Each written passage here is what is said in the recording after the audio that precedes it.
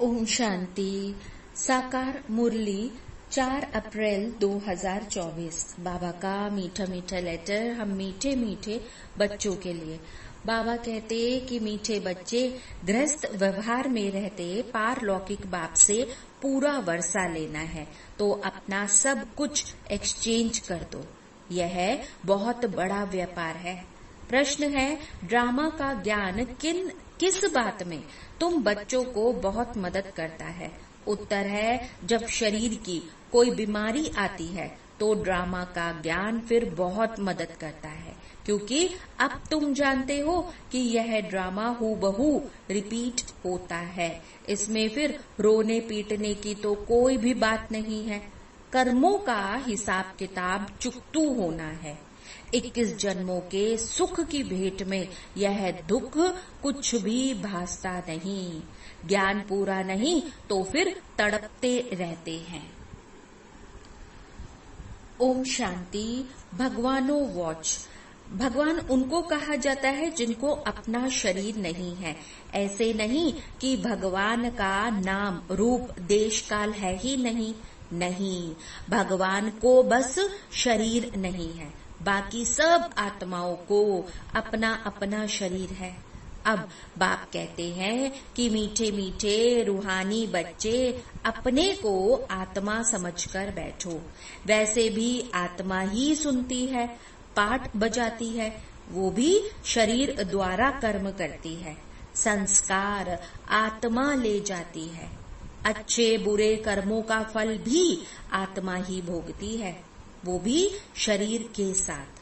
अब बिगर शरीर के तो कोई भोगना भोग ही नहीं सकती। इसीलिए तो बाप कहते हैं कि अपने को आत्मा समझ बैठो। बाबा हमको सुनाते हैं, हम आत्मा सुन रही है इस शरीर द्वारा। भगवानो वॉच। मन मना भव। देहे सहित देहे के सब धर्मों को त्याग, बस अपने को आत्मा समझ फिर बाप को याद करो। यह फिर एक ही बाप कहते हैं जो फिर गीता का भगवान है।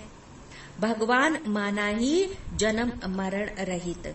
तो अब बाप समझाते हैं कि मेरा जन्म अलौकिक है, अर्थात मैं अवतरित होता हूँ, किसी गर्भ से में प्रवेश करके जन्म नहीं लेता। मेरा अवतरण होता है और कोई ऐसे जन्म लेते ही नहीं है। जैसे मैं इनमें प्रवेश करता हूँ, अर्थात ब्रह्मा बाबा के तन में। यह तो अच्छी रीति याद करना चाहिए ना। ऐसे नहीं कि सब कुछ भगवान करता है। पूज्य पुजारी ठिक्कर भित्तर परमात्मा है, कहते भी आए ना भक्ति मार्ग में। कच्छ मच्छ में सब में परमात्मा है। अब 24 अवतार, कच्छ मच्छ अवतार, परशुराम अवतार फिर दिखाते हैं ना भक्ति मार्ग में। पर अभी समझ में आता है कि क्या भगवान बैठ परशुराम अवतार लेंगे और कुल्हाड़ा लेकर फिर क्या हिंसा करेंगे? यह तो सब रॉन्ग है ना। अब जैसे परमात्मा को सर्वव्यापी कह दिया है, ऐसे फिर कल्प की आयु को भी लाखों वर्ष कह दिया है। इसको कहा जाता है घोर अंधियारा, अर्थात ज्ञान है ही नहीं। ज्ञान से होता है सोझरा। अब अज्ञान का घोर अंधियारा है। तो अब तुम बच्चे घोर सोझरे में हो ना। हमें ज्ञान मिल गया और हम अज्ञानता के अंधियारे से ज्ञान के सोझरे में, अर्थात सवेरे में, हमारे जीवन में सवेरा आ गया है। अब तुम सबको अच्छी रीति जानते हो। अब जो नहीं जानते हैं वह फिर पूजा आदि करते रहते हैं। तुम सबको जान गए हो, अर्थात हम सभी देवी देवताओं की बायोग्राफी को जान गए हैं, जो हम ही थे। इसीलिए तो तुमको पूजा करने की कोई भी दरकार नहीं है। तुम अभी पुजारीपन से मुक्त हुए। पूज्य देवी देवता बनने के लिए तुम अब पुरुषार्थ कर रहे हो। तुम ही पूज्य देवी देवता थे, फिर पुजारी मनुष्य बने हो।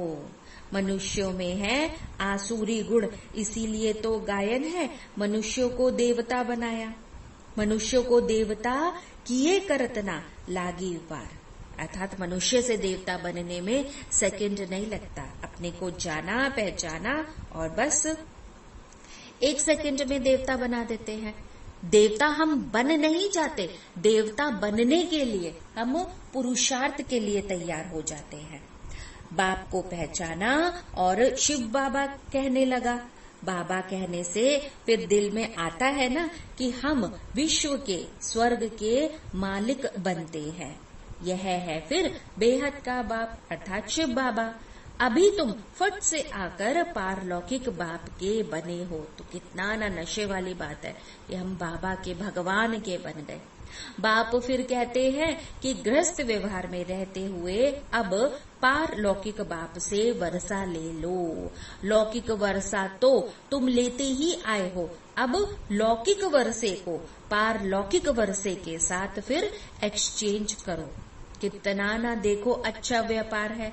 लौकिक वर्षा क्या होगा, अब यह है बेहद का वर्षा। सो भी गरीब झट ले लेते हैं, गरीबों को फिर एडॉप्ट करते हैं ना। बाप भी तो गरीब निवास है ना, गायन है ना कि मैं गरीब निवास हूँ। भारत सबसे गरीब है, मैं आता भी फिर भारत में हूँ। इनको आकर फिर साहूकार बनाता हूँ। भारत की देखो ना कितनी ना महिमा है, बहुत भारी महिमा है। यह फिर सबसे बड़ा तीर्थ है, परंतु कल्प की आयु लंबी कर देने से बिल्कुल ही भूल गए हैं। समझते हैं कि भारत बहुत साहूकार था, अब गरीब बना है। आगे अनाज आदि देखो ना, सब यहाँ से विलायत में जाता था। अभी समझते हैं कि भारत तो देखो कितना ना गरीब है, इसीलिए मदद देते हैं। ऐसे होता है, जब कोई बड़ी आसामी फेल हो जाती है ना, तो फिर आपस में फैसला कर उनको मदद देते हैं। यह फिर भारत है सबसे प्राचीन, क्योंकि भारत खंड का कभी भी विनाश होता ही नहीं है, इसीलिए प्राचीन कहा गया है। पर लोग जो है प्राचीन का यथार्थ अर्थ नहीं समझते।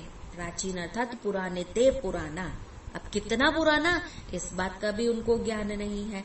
भारत ही तो हेवन था, पहले पहले आदि सनातन देवी देवता धर्म था, सिर्फ टाइम लंबा कर दिया है। 5000 की वर्ष की जगह लाखों वर्ष की आयु कर दी है, इसीलिए तो मूंझते हैं। भारत को मदद भी तो कितनी देखो देते हैं। बाप को भी भारत में ही फिर आना है ही भगवान की अवतरण भूमि भारत। अब तुम बच्चे जानते हो कि हम बाप से इस समय वर्षा ले रहे हैं। लौकिक बाप का वर्षा एक्सचेंज करते हैं, किससे? पारलौकिक से, जैसे इसने अर्थात ब्रह्मा ने किया। देखा, पारलौकिक बाप से तो ताज तख्त मिलता है, कहाँ वह बादशाही और कहाँ यह गद्दाई। कहा भी जाता है ना, फॉलो फादर। भूख मरने की तो यहाँ पर कोई बात ही नहीं है। तो अब बाप कहते हैं कि ट्रस्टी होकर संभालो। बाप आकर देखो ना कितना ना सहज रास्ता बताते हैं। बच्चों ने बहुत तकलीफ देखी है, तब तो बाप को बुलाते हैं ना कि हे परमपिता परमात्मा आकर रहम करो। सुख में फिर कोई भी बाप को याद नहीं करते, दरकार ही नहीं होती। 2 युग तो वैसे नहीं दरकार होगी, और द्वापर से जब फिर दुख शुरू होता है तब धीरे धीरे पुकारना शुरू करते हैं। गायन भी है ना कि दुख में सिमरन सब करे, सुख में करे ना कोई। जो सुख में सिमरन करे तो फिर दुख काहे को होए।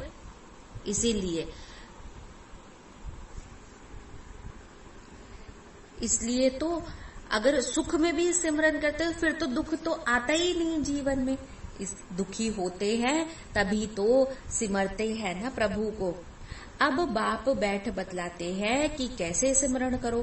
तुमको तो सिमरन करना भी बाबा कह रहे हैं आता नहीं है। मैं ही आकर तुमको बतलाता हूँ कि कैसे सिमरो, अर्थात मुझे याद करो। तो बच्चे अपने को आत्मा समझो और पारलौकिक बाप को याद करो तो तुम्हारे पाप कट जाएंगे। सिमर सिमर सुख पाओ, कलह कलेश मिटे तन के। जो भी शरीर के दुख है वह सब मिट जाएंगे। कैसे? एक परमात्मा को याद करके। तुम्हारी अब आत्मा और शरीर दोनों पवित्र बन जाएंगे। कैसे बनेंगे? जब हम बाबा को पल पल याद करेंगे। तुम ऐसे कंचन थे, कैसे? ये जैसे लक्ष्मी नारायण है, फिर पुनर्जन्म लेते लेते आत्मा पर जंक चढ़ जाती है, फिर शरीर भी तो पुराना मिलता है। जैसे सोने में अलॉय डाला जाता है ना, पवित्र सोने का जेवर भी तो फिर पवित्र ही होगा ना, उसमें फिर चमक होती है। अलॉय वाला जेवर फिर काला हो जाएगा, अर्थात खाद डालेंगे जेवर में तो उसमें फिर कुछ तो फर्क पड़ेगा ही ना।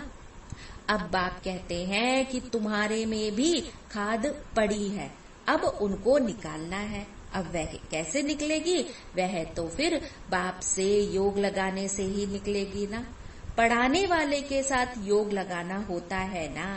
यह तो बाप, टीचर, गुरु सब कुछ है, उनको याद करो तो फिर तुम्हारे विकर्म विनाश होंगे और वह फिर तुमको पढ़ाते भी तो है।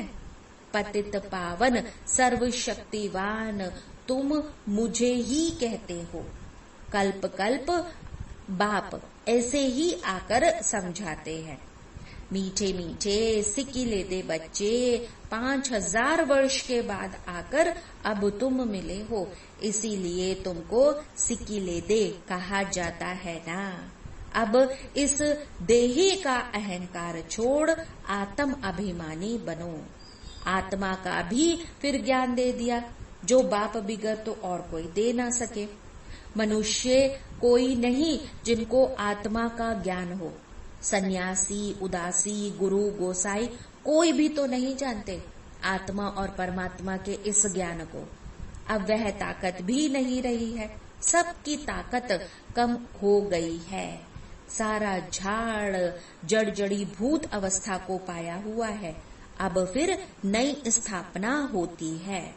अब बाप आकर वैरायटी झाड़ का राज समझाते हैं। कहते हैं कि पहले तुम राम राज्य में थे, अब तुम वाम मार्ग में जाते हो तो रावण राज्य शुरू होता है, फिर और धर्म आते हैं, अर्थात हम ही पहले गिरावट में आते हैं, फिर हमारे पीछे और धर्म जो है वो आने शुरू हो जाते हैं अपने समय पर। भक्ति मार्ग शुरू होता है। आगे तो इन सब बातों को तुम नहीं जानते थे ना। कोई से भी जाकर पूछो कि तुम रचयिता और रचना के आदि मध्य अंत को जानते हो, तो कोई भी नहीं बताएगा। वो कहेंगे कि आदि मध्य अंत क्या, रचयिता कौन? कहेंगे नेति नेति कह देते हैं। तो अब बाप भक्तों को कहते हैं कि अब तुम जज करो, बोर्ड पर भी लिख दो कि एक्टर होकर ड्रामा के डायरेक्टर, क्रिएटर, प्रिंसिपल एक्टर को नहीं जानते हो तो ऐसे एक्टर को फिर क्या कहेंगे।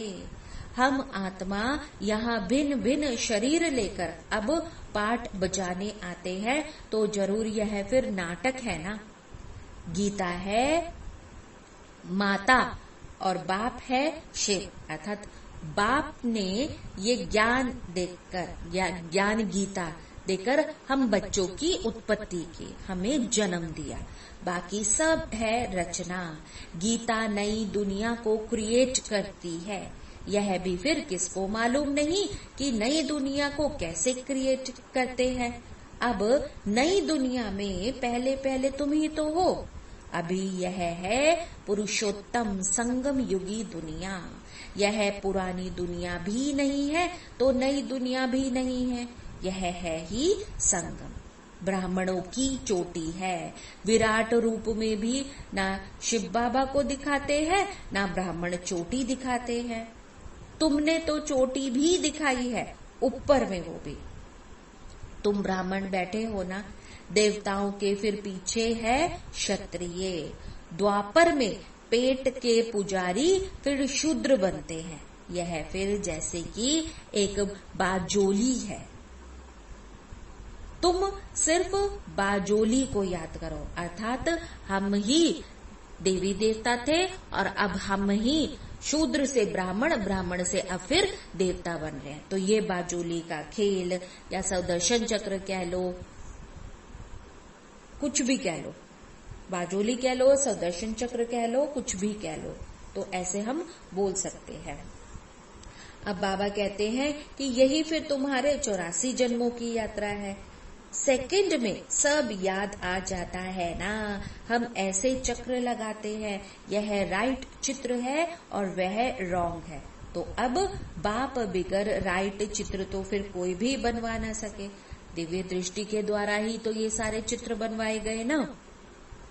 इन द्वारा अब बाप बैठ समझाते हैं, तुम ऐसे ऐसे बाजोली खेलते हो, अर्थात देवता से क्षत्रिय, क्षत्रिय से फिर शूद्र, शूद्र से ब्राह्मण, ब्राह्मण से फिर देवता। तो ऐसे बाजोली खेलते हैं हम। सेकंड में तुम्हारी यात्रा होती है, कोई इसमें तकलीफ की बात तो है ही नहीं। अब रूहानी बच्चे समझते हैं कि बाप हमको पढ़ाते हैं, यह सत्संग है, सत बाप के साथ, वह है फिर झूठ संग। सचखंड अब बाप स्थापन करते हैं। मनुष्य की तो ताकत ही नहीं है किसी युग की, किसी खंड की स्थापना करने की। इसको तो भगवान ही स्थापन कर सकते हैं। भगवान को ही ज्ञान का सागर कहा जाता है। मनुष्य तो यह भी नहीं जानते कि यह परमात्मा की महिमा है। क्या कि वो शांति का सागर है, प्रेम का सागर है, सुख का सागर है, पवित्रता का सागर है और वो हमको शांति दे रहा है। सुबह को भी तो तुम ड्रिल करते हो ना, शरीर से न्यारा हो, बस बाप की याद में रहते हो। अब यहाँ तुम आए हो जीते जी मरने, बाप पर न्योछावर होते हो। यह तो फिर पुरानी दुनिया है, पुराना चोला है, अर्थात ये शरीर। इससे कि जैसे कि नफरत आती है, इनको छोड़कर बस अब जाए, कुछ भी याद ना आए, सब कुछ भूला हुआ है।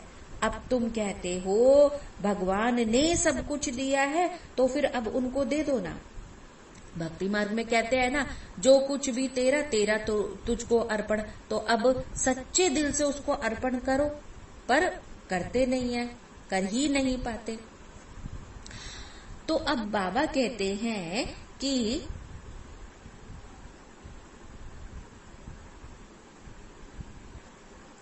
अब तुम ट्रस्टी बनो। भगवान ट्रस्टी नहीं बनेगा, तुम ट्रस्टी बनते हो, क्योंकि हम ही तो तन मन धन सहित समर्पित होते हैं। जो कुछ है इस समय बाबा को बुद्धि के द्वारा सौंपते हैं। फिर पाप तो नहीं करेंगे ना आगे। पाप आत्माओं से लेन देन होती आई है ना। अब संगम युग पर तुम्हारी पाप आत्माओं से लेन देन नहीं है। पाप आत्माओं को दान किया तो फिर पाप सिर पर चढ़ेगा। करते हो ईश्वर अर्थ और देते हो पाप आत्मा को। अब बाप कुछ भी लेते थोड़ी ना है, स्थूल में थोड़ी ना लेते हैं, बुद्धि के द्वारा हम अर्पण करते हैं। अब बाप कहेंगे कि जाकर फिर सेंटर खोलो तो फिर बहुतों का कल्याण होगा। अब बाप समझाते हैं कि जो कुछ भी होता है ना, हूबहू ड्रामा अनुसार रिपीट होता ही रहता है। फिर इसमें रोने पीटने दुख करने की तो कोई भी बात नहीं है। कर्मों का हिसाब किताब चुकतू होना तो अच्छा ही है ना। वैद्य लोग कहते हैं ना कि बीमारी सारी उथल खाएगी। बाप भी कहते हैं कि रहा हुआ हिसाब किताब भी तो चुकतू करना है ना, या तो योग से या फिर सजाओं से चुकतू करना पड़े। सजाएं तो फिर बहुत कड़ी है, उनसे बीमारी आदि में चुकतू होता तो फिर बाबा कहते हैं कि वो बहुत अच्छा है। बीमारी आदि हो रही है, अर्थात हमारा जो बचा हुआ हिसाब किताब है वो चुकतू हो रहा है। वह दुख 21 जन्मों के सुख की भेंट में भासता नहीं है, क्योंकि सुख तो जो बहुत है, ज्ञान पूरा नहीं है तो फिर बीमारी में कुकड़ते अर्थात तड़पते रहते हैं। बीमार पड़ते हैं तो फिर भगवान को बहुत याद करते हैं, वह भी फिर अच्छा है। एक को ही फिर याद करना है, वह भी फिर समझाते रहते हैं। वो लोग गुरुओं को याद करते हैं, अनेक गुरु है ना, एक सतगुरु को ही अब तुम जानते हो, वह ऑलमाइटी अथॉरिटी है। बाप कहते हैं कि मैं इन वेदों ग्रंथों आदि को जानता हूँ, यह सब भक्ति मार्ग की सामग्री है, इनसे कोई फिर मुझे प्राप्त कर नहीं सकता। बाप आते ही है पाप आत्माओं की दुनिया में, यहाँ पुण्य आत्मा फिर कहाँ से आए? महात्मा होगी पर पुण्य आत्मा अभी कोई नहीं है। जिसने पूरे 84 जन्म लिए हैं, बाबा कहते कि मैं उनके शरीर में आता हूँ। सबसे पहले फिर यह सुनते हैं, अर्थात ब्रह्मा बाबा। बाबा अब कहते हैं कि यह तुम्हारी याद की यात्रा अच्छी होती है। यहाँ पर अर्थात मधुबन में बाबा के जो सम्मुख बैठे हैं, यहाँ भल तूफान भी आएंगे, परंतु बाप समझाते रहते हैं कि अपने को आत्मा समझ फिर बाप को याद करो। कल्प पहले भी तुमने ऐसे ही ज्ञान सुना था, दिन प्रतिदिन तुम सुनते रहते हो ना। राजधानी स्थापन होती रहती है, पुरानी दुनिया का विनाश भी फिर होना ही है। अच्छा, मीठे मीठे सिकीले दे बच्चों प्रति माता पिता बाप दादा का याद प्यार और गुड मॉर्निंग। रूहानी बाप की रूहानी बच्चों को नमस्ते। हम रूहानी बच्चों की रूहानी माता पिता बाप दादा को याद प्यार गुड मॉर्निंग और नमस्ते। हम सब चलेंगे बाबा के साथ अपने घर हंसते हंसते हंसते। ओम शांति। धारणा के लिए मुख्य सार पहला पॉइंट है, सवेरे सवेरे उठ शरीर से न्यारा होने की ड्रिल करनी है। पुरानी दुनिया पुराना चोला कुछ भी याद ना आए, सब कुछ भूला हुआ हो। दूसरा पॉइंट है, संगम युग पर पाप आत्माओं से लेन देन नहीं करनी है। कर्मों का हिसाब किताब खुशी खुशी से चुकतू करना है।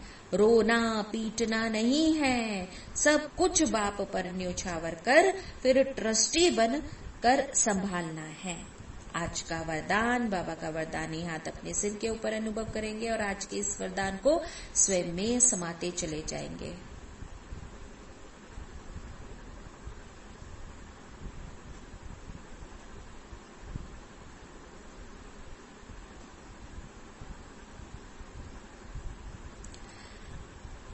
बाबा कहते हैं कि महसूसता की शक्ति द्वारा स्वयं परिवर्तन करने वाले तीव्र पुरुषार्थी भव। महसूसता की शक्ति द्वारा स्वयं परिवर्तन करने वाले तीव्र पुरुषार्थी भव। कोई भी परिवर्तन का सहज आधार महसूसता की शक्ति है।